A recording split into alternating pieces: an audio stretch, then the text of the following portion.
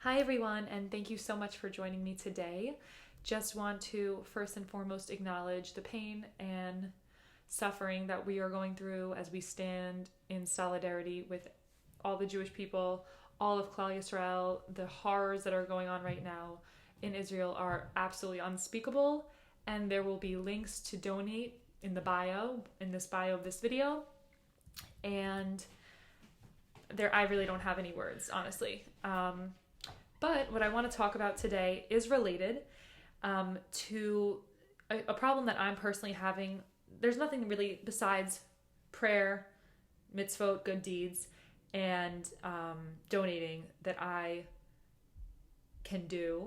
we can do, which is a really painful feeling. It's a feeling of helplessness that is unbearable. And when I go on social media and see all of the atrocious posts that we're all being bombarded with at all times, or turn on the news, or even go to the gym and then they're playing the news, it's just absolutely unavoidable. And it brings me to today's topic, which is why I had a kosher phone, a dumb phone, like a phone like this, and why I miss it so much. There's so many reasons. And so, first, I want to say that time is our most precious commodity, right? Our attention, our time, it's limited on this earth. It's the only thing money can't buy you. It's the only thing you'll never get back. You can be as rich as you want and have the happiest life, be so successful, but if you are not using your time wisely, if you are spending your days working too hard, if you're spending your days distracted or in pain, then you're missing out on life's most precious commodity, which is time. This sucks our time. I consider this a literal black hole, time-sucking device, which it's just like, I can't stand, like I couldn't stand it. For months, I was focused on getting a kosher phone. Like I really wanted one. I wanted a phone like this, a dumb phone. Because for me, all this does is I'm holding up my iPhone, by the way, if you're listening and not watching the video, I'm holding up my iPhone, and it's just literally brings anxiety, brings fear, brings jealousy, competition, and it just is like a happiness sucking machine. And I feel so strongly that other generations, our grandparents, their grandparents, like, they got to enjoy their life living in the present. Like, they got to just be present. They got to live into their relationships, their hobbies, their interests, their talents, their passions, without the constant noise of their devices. And I'm not even talking about just social media, because for me, I was getting anxiety just from waking up in the morning and seeing a text from my mom, honestly. Even a missed call from a good friend. I'm just like, at 6 a.m., I can't handle that. You know what I mean? Even a WhatsApp notification, not only social media. What's going on right now on social media is a nightmare. I understand people need to be informed, and it's so important to know that there's resources that we can help, and that there's and what's the truth that's going on in the world, to be informed. It's so important. But there comes a point, and I feel like as Jews, we're at that point where we are just torturing ourselves. We're torturing ourselves. It's like we can't even function. We can't even do the good deeds that we need to do, the prayers, the Torah study, the donating. I mean, I don't feel, when I'm in an Instagram dark hole looking at all these grotesque pictures and videos of what's happening in Israel, I don't feel inspired to do something right then and there, because I'm so like sick to my stomach and nauseous from like my heart being broken and shattered, and like unfathomable what's going on. Like I don't feel even in the right headspace. It's so hard in that headspace when you're so broken and you're just constantly bombarding yourself with more and more information and sick to your stomach all day of what's going on, when you can't even function, then it's so hard to be a light. We keep seeing like it's our obligation as Jews to like be a light in the world and to light up the world with godliness. And it's really hard to do that when social media is just dragging you down so much. And I'm not saying this to be like, we need to all turn off our social medias. Everyone should do what they need to do during this time. I do strongly encourage you to monitor your social media usage and how you feel when you turn off, when you go on Instagram and when you check the news, when you incessantly check the news, and when you're in a social media dark hole, because it's not helpful. It really isn't. It feels helpful and we need to know what's happening, but at a certain point, it's doing more harm than good, I strongly believe. And this is like psychological terrorism, I feel. This is like psychological warfare, social media warfare, which is it's so much deeper than just regular normal war. Because now we're seeing these atrocities broadcasted, live streamed on Instagram. Like never before has that, that's not what war used to be. And that's not how it's supposed to be. It's not for people, regular civilians like you and I, to see on Instagram what's happening on social media up close like that. Like that is traumatizing. It's traumatic. It leaves a lasting imprint on our psyche. And of course, it's not even a fraction of a fraction of a fraction of a fraction as traumatizing as what the actual victims are experiencing. But it's not doing us any good to keep surrounding ourselves in that negativity. It really isn't. It's actually how they're terrorizing us more.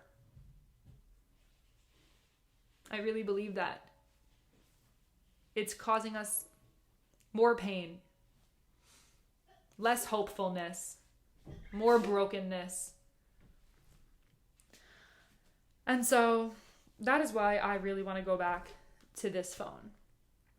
A lot of people think that they could never have a phone like this because they think, oh, like I need email for my job, I need social media for my job, or I just need social media because I like social media, I like TikTok. What about listening to music? What about maps, right? Getting directions, that's an important one. And you actually can do all of that on this phone. I actually got this phone when I was in Israel this past summer. I was studying at seminary in Jerusalem, and I knew that I had been toying with the idea of switching to a kosher phone for a really long time. Because, like I said, I would wake up with my iPhone and I would just instantly, like viscerally in my body, feel anxiety and like stress just from waking up. And even like I would literally, I don't know if anyone else does this, like swipe off the alarm so quick so as to not see like any of the other notifications on the phone. Does anyone else do that? Because it just is like too much noise in the morning. The screen is like too big. On this phone, you still get notifications obviously, but it's just like you control the phone and you have like autonomy over the notifications as opposed to like the phone ruling you, because it's like I think a lot has to do with the fact that it's such a smaller screen. Like you can choose to actively go and like look into your texts and go into your messages and like text a friend. But look how much effort it would take to do that. You'd have to like unlock the phone, go and type on these buttons, which these buttons are the buttons from the early 2000s/90s where you have to click 3 times to get the letter to come out. And so it takes a lot of effort. And so you have to consciously make a choice. I want to communicate with this person about this, and then go into your phone and actually do that. You don't just get notification after notification after notification from every single app all the time and every single person who needs to contact you. Like, no, it's too obvious, I think, with the screen. And I've heard a lot of people say, like, the people who made smartphones themselves don't have smartphones because they know that it's ultimately just like sucking all of our energy and our attention. And it's really scary to me because I feel like our time is so limited here, and with everything that's going on, it's all the more so prevalent how lucky we are to even be alive, and to think about the actual amount of hours in our day that we're wasting looking at our phones. And I'm not just talking about right now when we're all checking our phones for good reason. I'm talking about in general. on this phone, for example, this kosher phone or dumb phone, it's like much harder to scroll because the screen is so small that you don't have to, that like you can't go to, you wouldn't just go to TikTok and like casually scroll for fun because it's such a small screen. And like Instagram stories, they're so close up that they're small. So you're not just gonna like scroll for pleasure through the app, you know? Because it's just not like a good user experience, which I like because it sets a boundary there. Like it helps me stay in my real life focused on like responding to the present moment in real life as opposed to being absorbed in my phone and then my brain's somewhere else. I have 10 different conversations going on in WhatsApp, but I'm trying to focus in person. Like that's not how we were intended to live. That's not historically how we have lived. That's not how humans have thrived historically. This is still relatively new. This is new.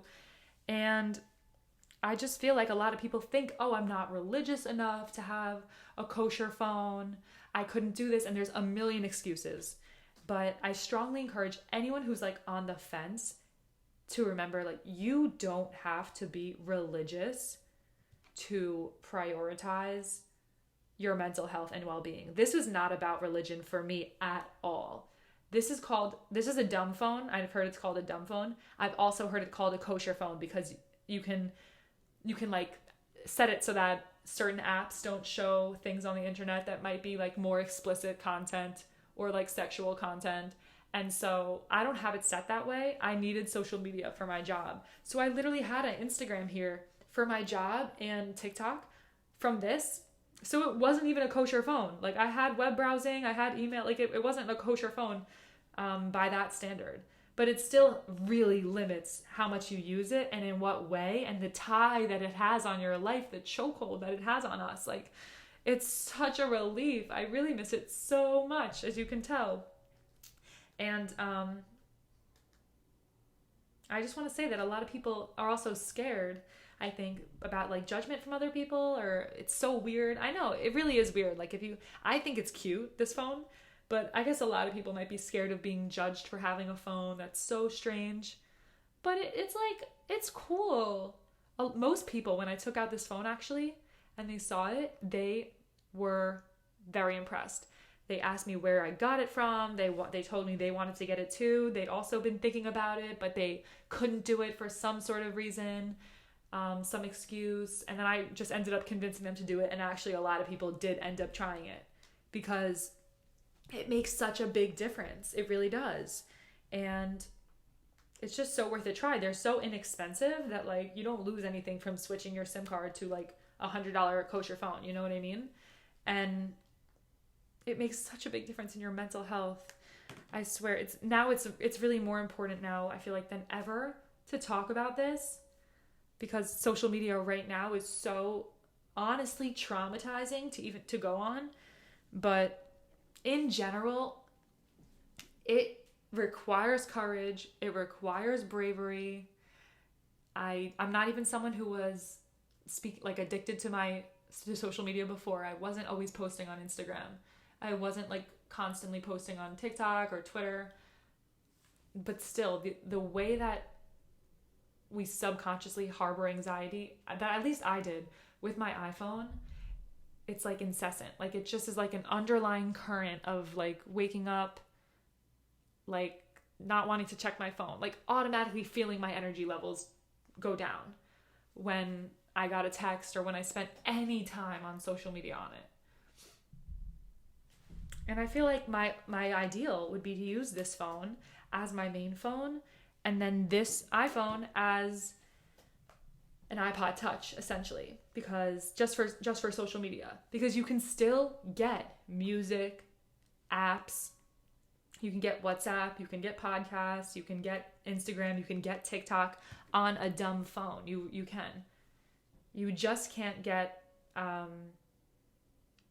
no, you can get everything. You literally can get everything. The only thing I will say is that with maps, like directions, I'm wondering if it's going to be able to function in the city in America, because I'm in New York City and I have to like walk around and take subways, and I don't know if it's going to be able to show like the walking maps on such a small screen in a way that's helpful for me to get around, but it's worth it, honestly.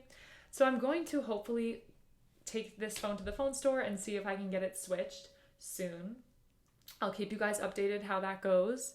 But yeah, I tried a Kosher phone a dumb phone for 2 months, and that was my experience. All around, I miss it so much. It was extremely positive, and ever since getting back to an iPhone, I think about this all the time, and I really remember what a blessing it is to my mental health and to peace and my relationships and my life. It just brings back so much mindfulness and so much control over your life.